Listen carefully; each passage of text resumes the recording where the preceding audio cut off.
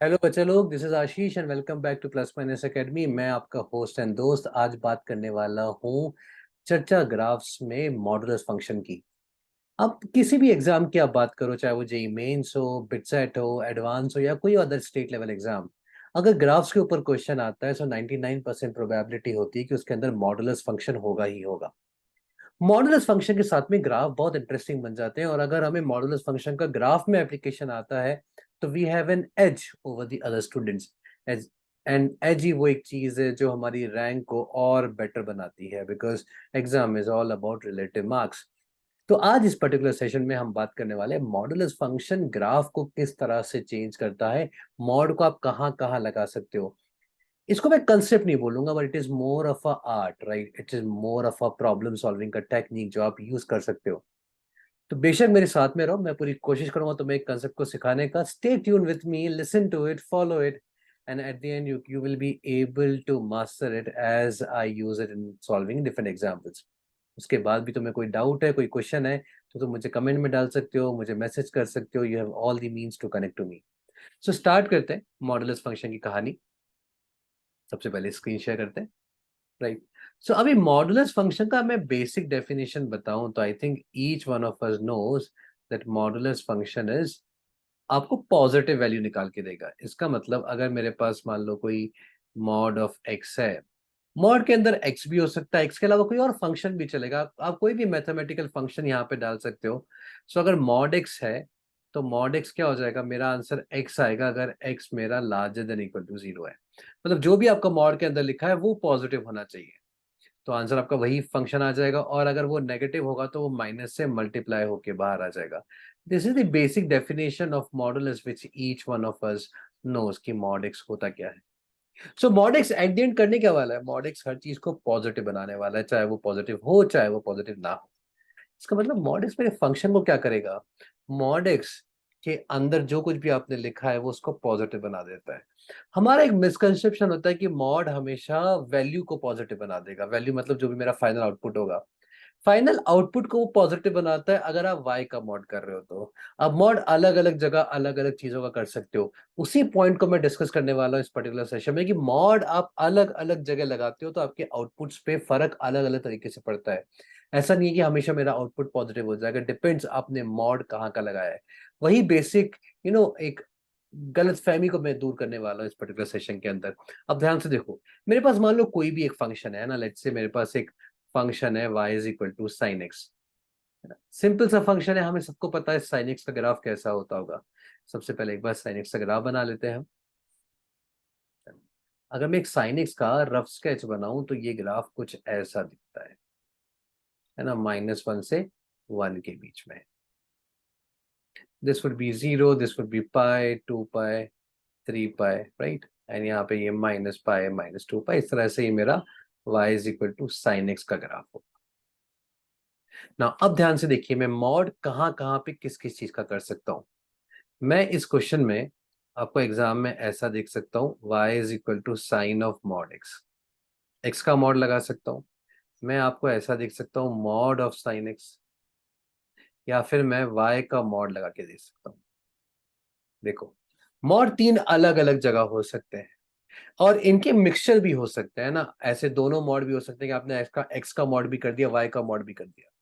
तीनों मॉड में कुछ कुछ लॉजिकल डिफरेंस है, हम उसी को यहाँ पे समझने की कोशिश करेंगे।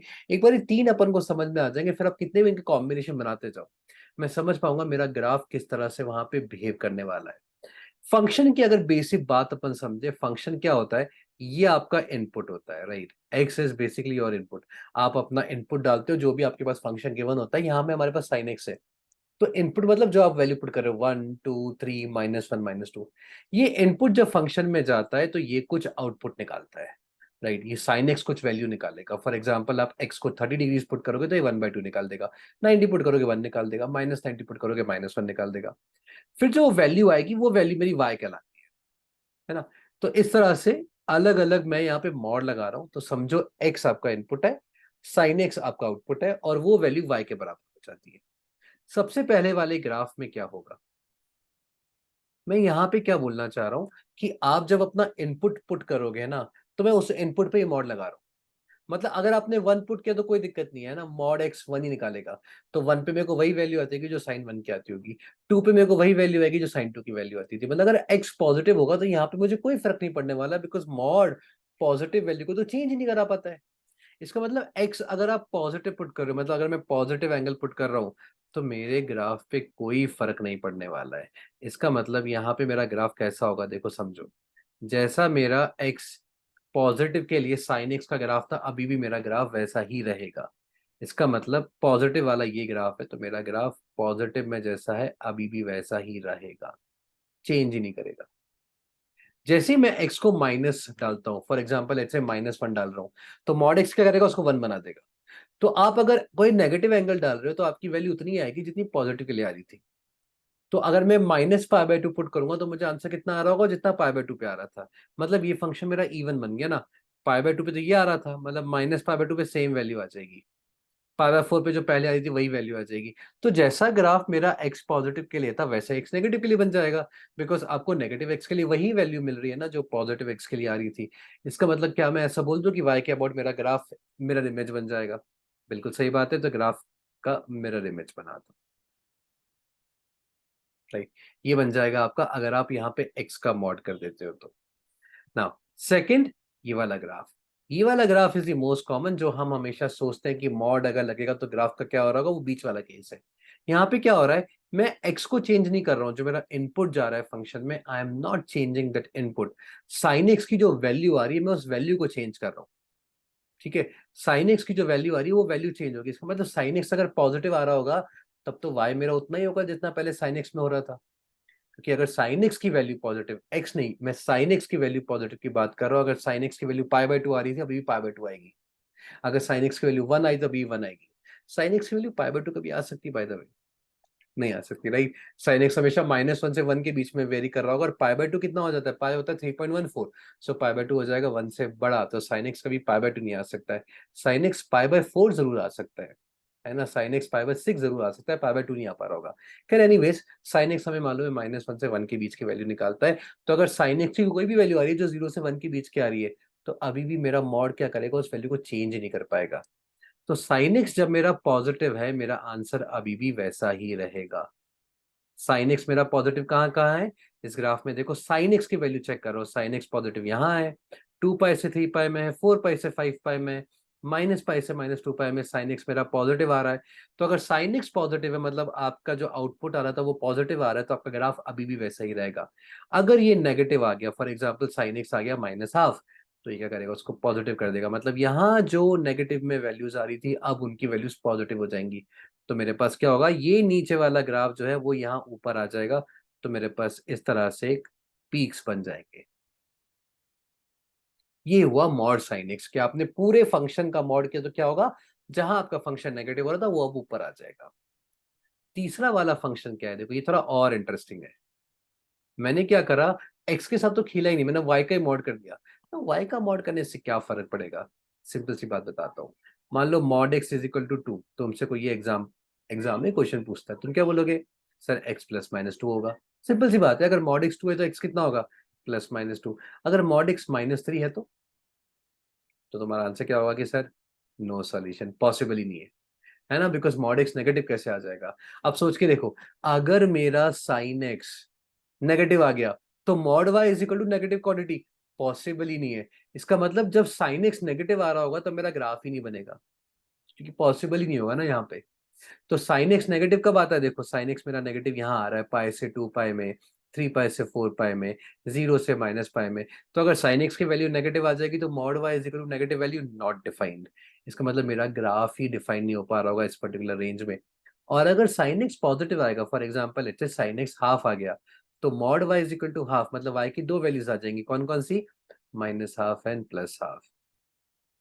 तो अगर मैं इसका ग्राफ बनाऊं यहाँ पे, तो कैसा होगा, जब साइन एक्स मेरा पॉजिटिव होगा तो मेरे पास पॉजिटिव वैल्यूज भी आएंगी और वाई की नेगेटिव वैल्यूज भी आएंगी, है ना। जैसे मान लो हाफ था तो हाफ भी आएगा और -हाफ भी आएगा, तो नीचे भी आ जाएगा। तो 0 से पाई में जैसा ऊपर ग्राफ था वैसा ही नीचे बन जाएगा। पाई से 2π में मुझे कुछ नहीं मिलेगा, मेरा फंक्शन डिफाइंड ही नहीं होगा, बिकॉज पाई से 2π में ये नेगेटिव हो जाएगा। 2π से 3π में साइन एक्स पॉजिटिव होगा, तो जैसे ही पॉजिटिव वैल्यूज आएंगी y की 2 वैल्यूज आएंगी, ऊपर भी आएगा और नीचे भी आएगा। तो इस तरह से मुझे ग्राफ मिल जाएगा। ये हो जाएगा -पाई से -2 पाई, है ना, हर पाई पाई के इंटरवल में ऊपर भी और नीचे भी।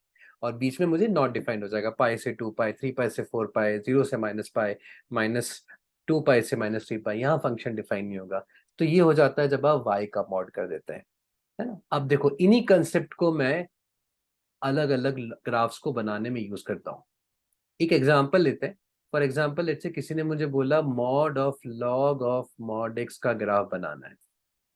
ठीक है, कोई बात नहीं। उसने क्या किया, एक्स का भी मॉड कर दिया और बाहर वाले का भी मॉड कर दिया। अब सबसे पहले मैं रूट फंक्शन पहचानता हूँ। मेरा रूट फंक्शन क्या है, लॉग एक्स। मेरा लॉग एक्स का ग्राफ कैसा होगा, लॉग एक्स का ग्राफ ऐसा होता है। एक एक करके मैं इस ग्राफ में ट्रैवल करता जाता हूँ। ठीक है, अब मुझे किसका ग्राफ बनाना है ना? ये मेरा ग्राफ हो गया लॉग एक्स। अब मैं ग्राफ बनाऊंगा मॉड ऑफ लॉग एक्स या लॉग मॉड एक्स, आप जो बनाना चाहो, दोनों में से कोई भी आप बना सकते हो। तो मैं यहाँ पे एक काम करता हूँ, लॉग ऑफ मॉड एक्स का बना देता हूँ पहले। लॉग ऑफ मॉड एक्स क्या हो जाएगा, देखो अगर x पॉजिटिव होगा तब तो मेरा y is equal to log X वाला ग्राफ ही है, मतलब मेरा ग्राफ तो सेम ही रहा, चेंज ही नहीं हुआ, है ना। Let me use the same colour blue, right.